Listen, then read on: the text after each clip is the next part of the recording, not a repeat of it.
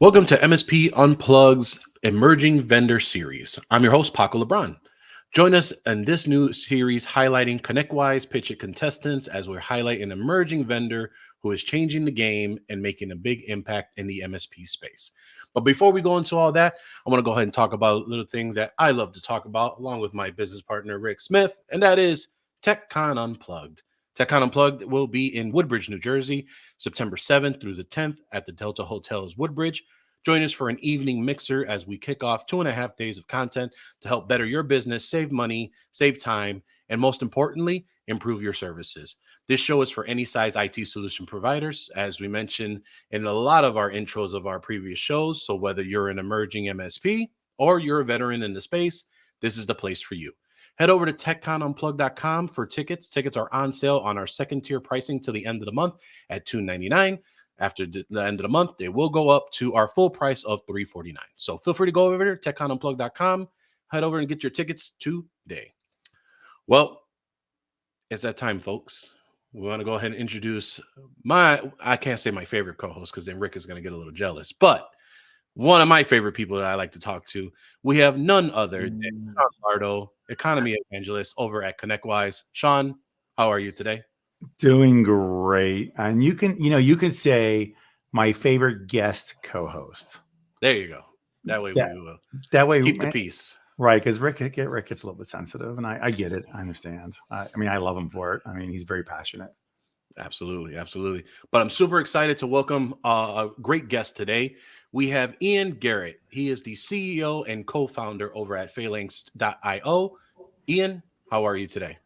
Doing well. I'm trying to be in the running for favorite guest. So we shall see. You have a compelling product and a service that a lot of listeners will be wanting to pay attention to a little bit. But before we kind of go into that, I wanted to see if we can get a little bit of an origin story, kind of see where you kind of came from and how you got into the space to start off Phalanx.io.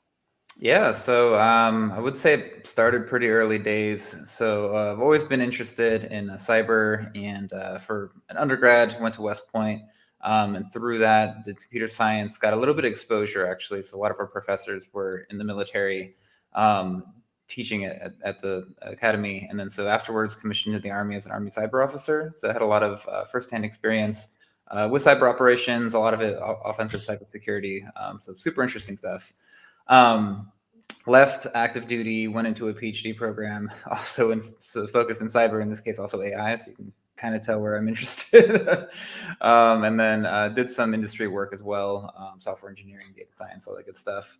But yeah, it was really 2020 that when we saw a massive shift to remote work due to COVID, that what I've been always saying is the duct taped cyber strategy of perimeter-based security, which used to be great. We saw a lot of holes in that, and that's where the origin for Phalanx really started. Is we wanted to address a lot of the issues that we saw with people trying to stick to the perimeter-based security. Sure. Now, I know that on your website, you highlight that how you're lightweight DLP and document mapping. And I think nowadays trying to figure out where everything is, and especially with everything not only going on premise, but also in the public cloud as well.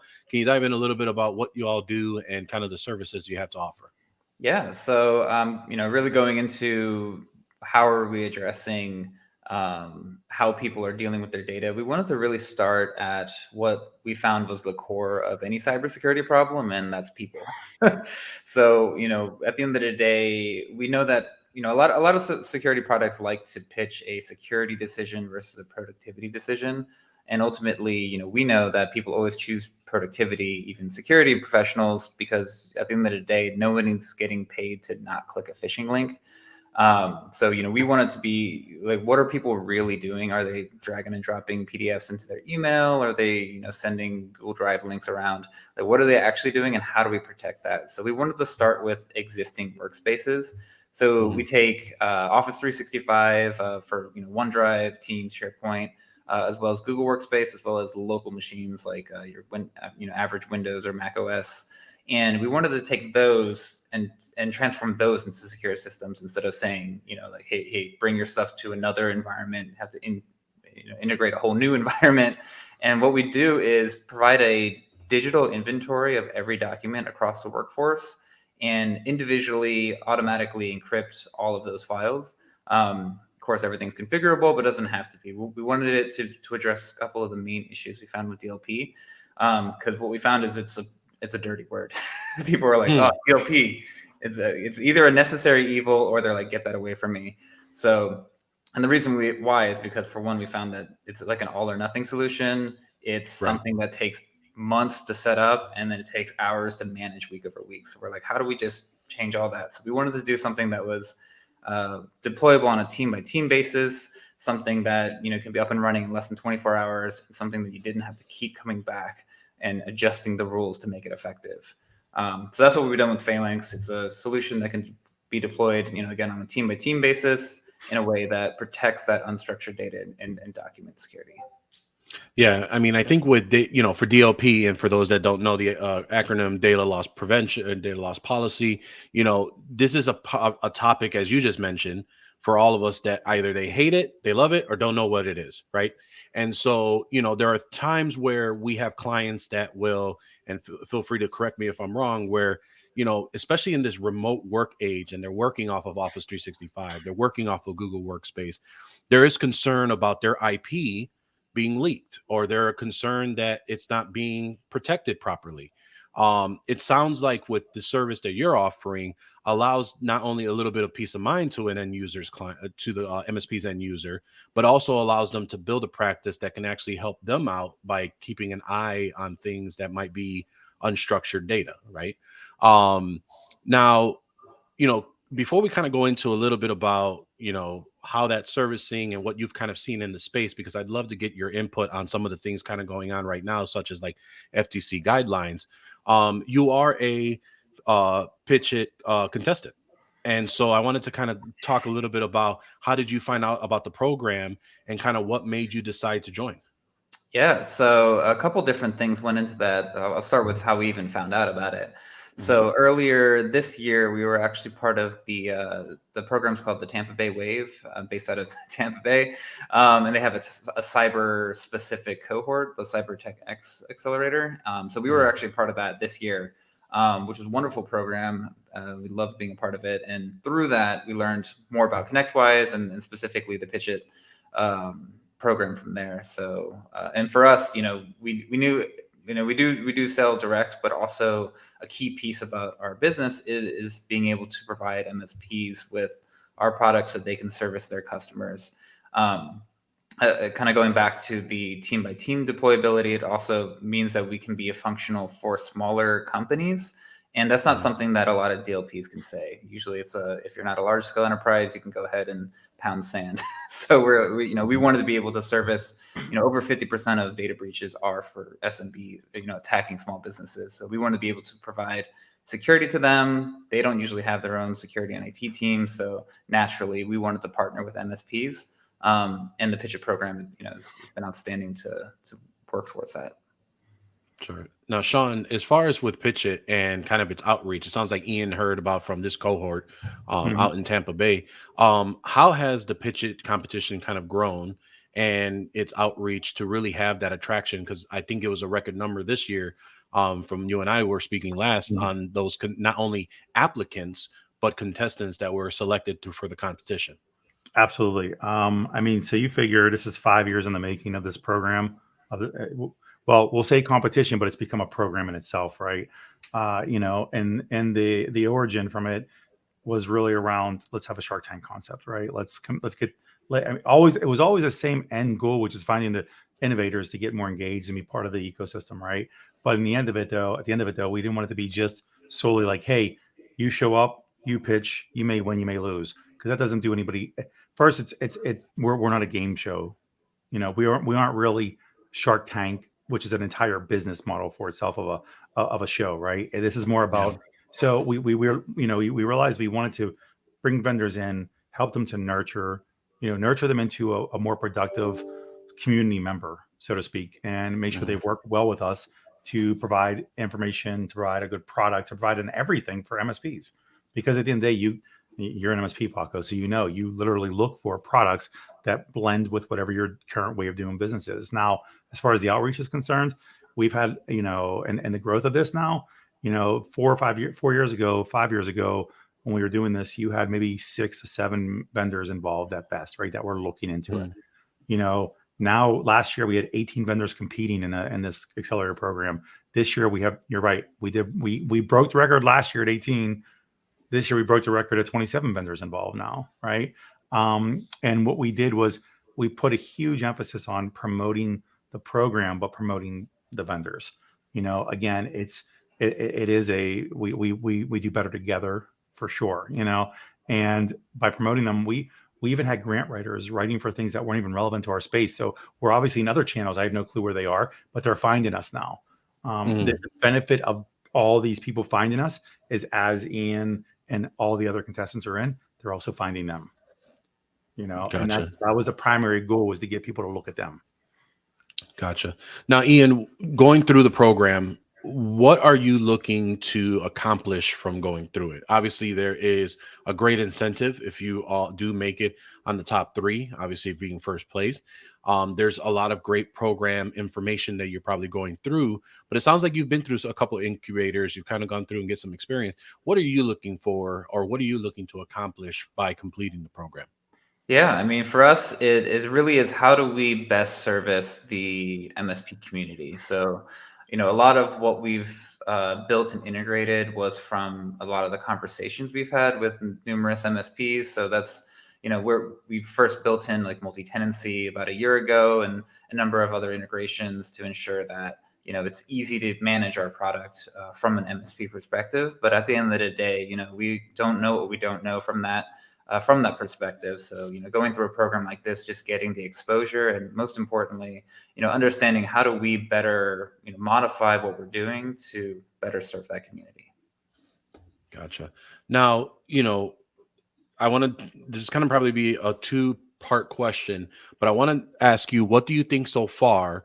And following up with that, how has been the reception of your product been to MSPs? But I want to talk a little bit, and the reason why I'm kind of going to take you down a little bit of a journey, because there are some things that you did speak about that I wanted to question how has been the reception, to see kind of where you view where Phalanx will go kind of from after that program. But what do you think so far about it?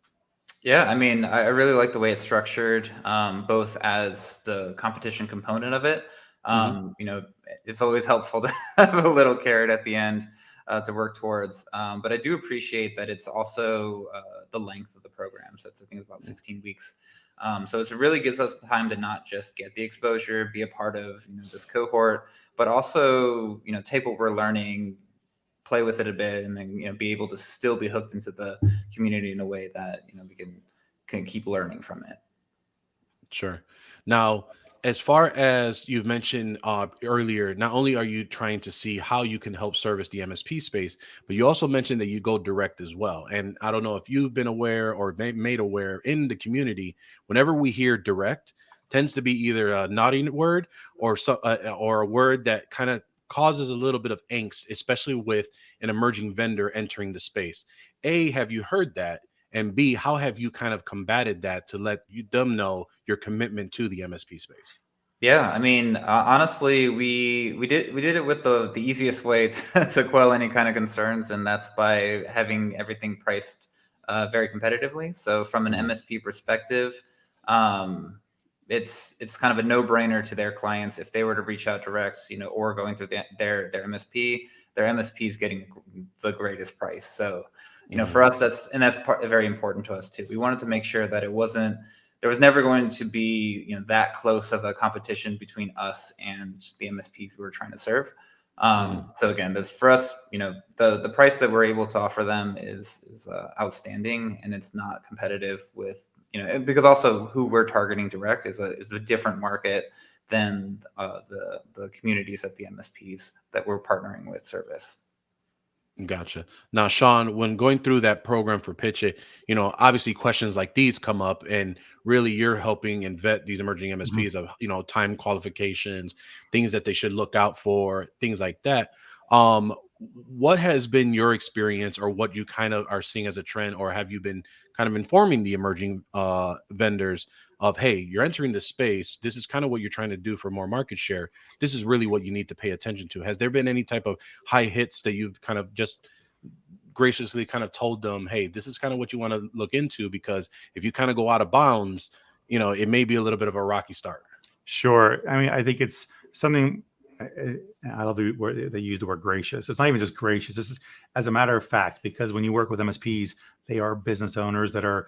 There's a drastic difference in corporate America and a small business owner. Period. Right. We know that. Yeah. If to use the example of if a sales rep for a major company doesn't hit quota one quarter, the business doesn't fold. Yeah. Okay, they just don't get their commission. They don't get their bonus. They don't whatever. Right. If you go over budget, the business doesn't fold. But for a small business owner, you have those real conversations.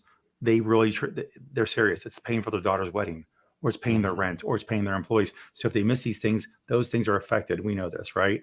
It's important that when you're communicating with the space, that you're very clear and concise on what you're here to do, what problem you're here to solve, but also in the manner in which you're going to solve it, and also that you're not a competitive product to them.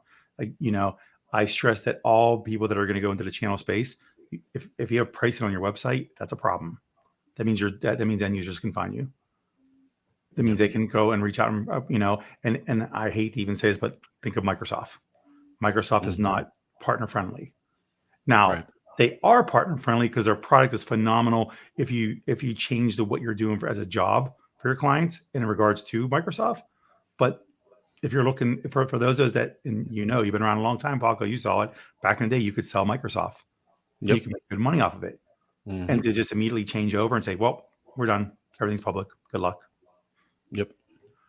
So it's important that you recognize that you're dealing with people that don't have the bandwidth or the skill set sometimes to push and grow. So if you're a product for them, but competing against them in a way, you're going to lose love quickly. Yeah. And it's important to know too. And I want to get your feedback on this, is that, it may not even be the mission of the business, right? Like the mission of the business believes that they are, hey, we have this segment, and we know what needs to be done, but it could just really drive down to messaging and just the way perception is of it. I remember a vendor in the space had a partnership with one of the big associations at the time for break fix. And they grew. It was a great piece. Then they ended up having partnerships with retail stores. And then all of a sudden, once they had the big enough partnership with the retail stores, they said, hey, MSPs, we appreciate your help, but we're going direct now. Thank you for the client list you've uploaded, and we're going to go on our merry way. So this is a big concern and a fear for that. Obviously, that was a bit, I wouldn't say malicious, but that was a direct decision made by the business. But there also is the misconception, kind of hearing from what I've said and what Sean has said as well. What's your feedback or what you've heard from partners that may have gone to you and may have had a little bit of just a concern on A, being an emerging vendor in the space, but B, also having your pricing available or asking for trial? How has that conversation been? Yeah, I mean, honestly, once we go through the actual agreement, it really hasn't been too much concern from a competitive standpoint. Sure. We're very open with our partners on who we're targeting, how we're going about it, the difference between the the MSRP price and what we're able to offer our partners, so that at the end of the day, the whole program started with conversations with MSPs. So we started with, hey, what is the margin that you need to make this profitable for you, and how can we work backwards from there to make sure that all the numbers work out. So for us, that's how we started it. That's how we've been moving forward with it. So there hasn't actually been too much concern, but also because again, we're really targeting a different. Our direct sales is really targeting a different community than the kind of customers that our MSPs go after. Because ultimately, we're working directly with like CISOs and security teams. The kind of customers that our partners are going after don't actually have those teams, so it really doesn't make sense for us to go direct to them. So it's really just two different spaces entirely that we've been operating in. So in the event that, let's say, for example, and then we'll kind of move on to some of the things that I want to talk about, the solutions that you're solving for, is for the clients that may have a co-managed IT space, and they are doing co-managed IT with a mid-market or to an enterprise level client. what happens there if there's a chance that, they are providing tools, they are providing, et cetera? Is there a way where you are doing some due diligence in the background to see that they are having this client in their portfolio and it's the two teams are talking to each other, or are the two teams kind of separated, treated differently as they kind of go in their sales goals? Yeah, so we always do deal registration as part of our agreement, and we're very committed to that. So Okay. at the end of the day, we if a partner of ours mentions that they're pursuing a certain customer, then that we immediately put them on take them off our list essentially, if there was any kind of potential conflict there. Roger that. Okay. It's good to hear. Good to hear. Now, as far as solutions, I mean, it just is timely because today is when going into effect FTC guidelines, and that's a huge monster in itself. For those that don't know, head over and take a look at what that's all about. My good friend Luis Gerardo actually had put up a good kind of synopsis of what it is on one of his posts. But your solutions mention about a wider range of things, but really it kind of goes down to compliance. How do we secure PII data, things of that nature. With things like FTC guidelines and things like that people are really starting to take serious. What are your thoughts on the fact that obviously your solution allows to solve some of these help, but for someone that just doesn't know where to start and they're just trying to figure it out, what is your guidance on that to really figure out, hey, here's really the problem you're trying to solve that they don't even realize is the problem, and this is how Phalanx is going to be able to solve that? Yeah, I mean, it's a very similar advice that I usually give to people, even if they're starting a brand new security program. And that's really just, and it's honestly the same as even outside of securities. If you're trying to if you're responsible for something, first itemize what is even there. So figure out an inventory of all your assets, in this case, all your cyber assets. And, that goes outside of just the documents and unstructured data that we deal with. You want to figure out all your devices. If you have corporate networks you're dealing with, you want to itemize and figure out all of your cyber assets, and then figure out what am I doing, what am I providing to protect those assets. And for us with Phalanx, when they look at their unstructured data and they go, I don't even know who has how many documents across how many devices and cloud environments, that's where we come into play. We provide that digital inventory of all the documents across all the workspaces and provide a security mechanism to, again, individually encrypt all that data. And then also, more importantly, track and understand, you can, a centralized place, you can tell exactly how much data is encrypted, how much is not, who's accessed what, where, and how, and ultimately provide all that in a traceable, auditable log. Gotcha. Now, as far as that log and being able to explain that, I think a lot of us have that problem where the technology is great and we have that to be able to implement it, and we can have all the bells and whistles, but all our clients really care about is, all right, this is what we're doing in a nice and cohesive and concise way, right? And so through your conversation, because I can try and translate that to even our personal experiences, we're going through a SharePoint migration right now of an on-premise server, and the client just does not know what's been on that server for so long, obviously the unstructured data. So is a report from your side going to allow somebody like myself to say, hey, here's your unstructured data, here's where everything's going on, can you give me a yes or no? Or do we have to go through this one by one to figure out, A, do you care about it? And B, we need to tighten it down. Is that something that have the ability to get that output to be able to, or is it more visible to the end user, meaning the MSP, to figure out how to explain that to the client? No, so we are, and this is actually a big part of a bunch of enhancements that are coming to our dashboard. But essentially, yeah, it'll say, this is how much data, this is the type of data in terms of breakdown, like, hey, it's all PDFs of PowerPoints, or it's, hey, it's a bunch of different kind of files that you don't have elsewhere, and then also a heat map. So it's like, hey, this data has not been touched in 7 years, or this data is, half of this data is you guys are using it pretty frequently, half of this data is, just sitting there and not being used, and you then determine, hey, this is needs to go to cold storage, should this be deleted, or is this something that we're about to use in the near future? See, and that's great to hear because, and I want to ask Sean a little bit more on this as well, is that, to our clients, we're the champions, right? And we're supposed to be able to help guide them and advise them on what's going on. And the one thing I hate to do is say, can you tell me what you need? Versus me telling them, hey, from our magical dabra of solutions, we're here telling you that you haven't touched this in this long. You haven't done this here. We're just going to delete it unless you say otherwise. So I think that's a huge impact to really focus on the end user, on solving their problem, because they hired you in the first place to make their life simpler, not harder, and wait 3 years for them to clean up a folder that they said they're going to clean up and they're busy on their own.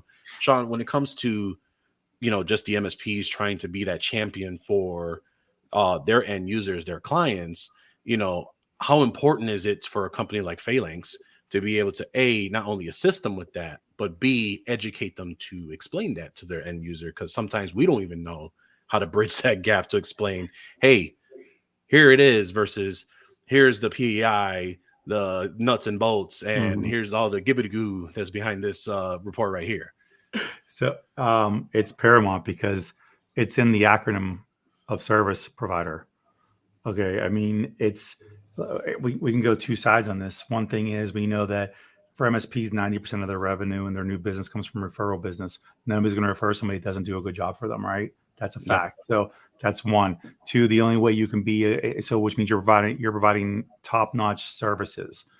Okay. So, and by services, it's everything, and it falls within client success. So giving them the ability to be educated on two fronts, teaching the MSP how to talk about it, right, and show them what's going on, but also the end user understanding what's going on to a degree. We don't want them in the weeds.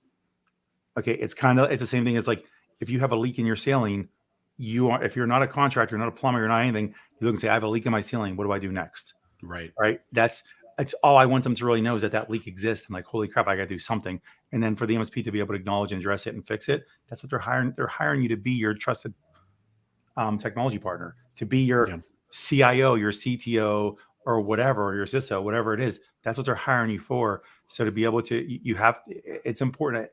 And Paco, you and I have seen this for years, where vendors come on a space and they might have a great product, but nobody knows what the hell they're doing with it or how to explain it. So it's irrelevant. Right. You know, you don't talk about it. Why would I? If I'm an MSP and I don't know what I'm talking about, why am I going to mention it? Why am I going to use it? Right. And you've already lost them getting into the weeds sometimes in your own conversation, let alone trying to explain the solution you're trying to bring them to their everyday problems. So definitely a great point on that as well. But now, kind of as we start kind of rounding out the show, Ian, we really want to highlight the fact of what you're doing, how you're helping MSPs, and really ultimately their end users. Is there anything that we have not covered that could really benefit for, hey, outside of this is what we do a demo, see what we're all about? Is there anything you can tell us that would make sure, at least for those that are listening or watching the show, to give them that little bit more of an intuitive operation of reaching out, knowing a little bit more about Phalanx, and just allowing them to add on to their stack to be a little bit more useful to their end users or to their clients? Yeah, I mean, so our biggest mission is to protect the unstructured data of any organization of any size. So to fulfill that mission, we also don't do minimums. So I know a lot of vendors out there are like, hey, don't talk to us unless you're going to bring X amount of users to the platform. We don't do minimums because we want MSPs of any size. So we know that, there's a lot of small businesses out there that are, small business MSPs just starting out. Maybe they can afford to buy 10,000 licenses, to push out. They don't have that many users under management. Sure. That's great, because we're a product that services organizations and teams, even down to a sole proprietor if necessary. So in that commitment, we also do that from an MSP perspective. We're like, hey, you just got a couple users in your client base that you think this could be good for. That's totally okay with us. Awesome. Yeah. I mean, I think when you get to the point where you try to help the MSP understand a little bit more about what your company does, I do know that where no minimums for those that are smaller, that are trying to improve their practice, really helps them out.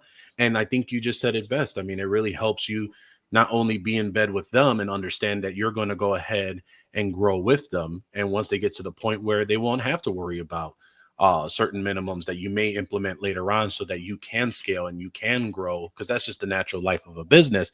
But at least at that point, those that have partnered with you can help steer you and continue with you on that ride and that journey as well.